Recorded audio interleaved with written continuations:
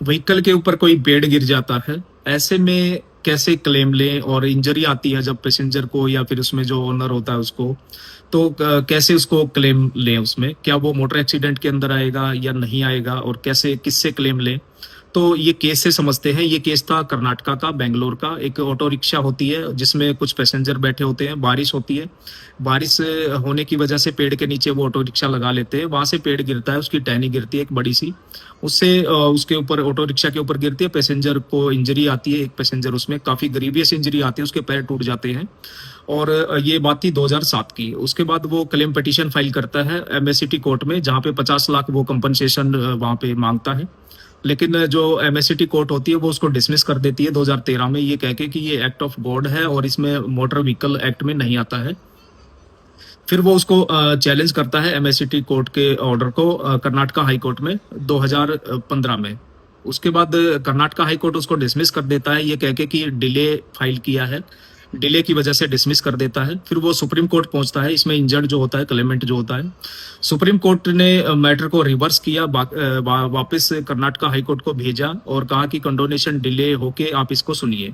तो Karnataka high court ने उसमें अवार्ड ग्रांट किया, उसमें 17,10,000 कुछ रुपए उसको दिए, टोटल जो लगभग 17 लाख के करीब उसको अवार्ड दिया, उसमें कंपनसेशन दिया।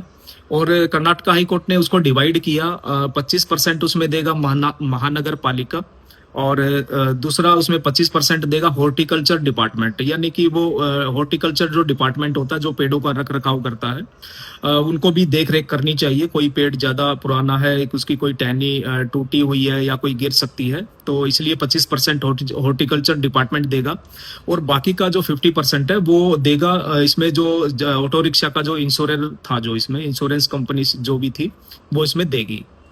तो टोटल हाई कोर्ट ने उसमें 17,10,000 रुपए कुछ उसको दिया। उसके बाद जो महानगर पालिका और हॉर्टिकल्चर उसमें अपील करते हैं, अपील में सुप्रीम कोर्ट में जाते हैं कि हम इसमें लाइबल नहीं है, क्योंकि ये हमारी कोई जिम्मेवारी इसमें नहीं थी। तो ऑनरेबल सुप्रीम कोर्ट ने इसमें कहा कि हालांकि इसमें एमएससीटी मोटर व्हीकल एक्ट में नहीं आता है ये, क्योंकि इसमें व्हीकल का एक्सीडेंट इन्वॉल्व नहीं है इसमें किसी तरह का।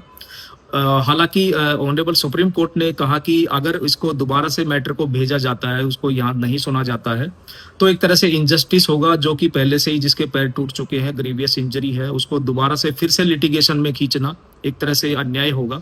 और ऑनरेबल सुप्रीम कोर्ट ने अपनी जो पावर है अंडर आर्टिकल 142 उसको यूज करते हुए उसमें जो 17 लाख रुपए जो कंपनसेशन था उसको बढ़ाया और उसको 25 लाख रुपए किया। और साथ में ही उसमें जो सुप्रीम कोर्ट ने कहा कि जो परसेंटेज है, यानी 25% जो महानगर पालिका देगी, 25 हॉर्टिकल्चर डिपार्टमेंट देगा, और 50% जो इंश्योरेंस था जो वो देगा, वो एज इट इज रहेगा जो हाई कोर्ट ने किया है। हालांकि इसको 17 लाख से 25 लाख रुपए उसमें किया।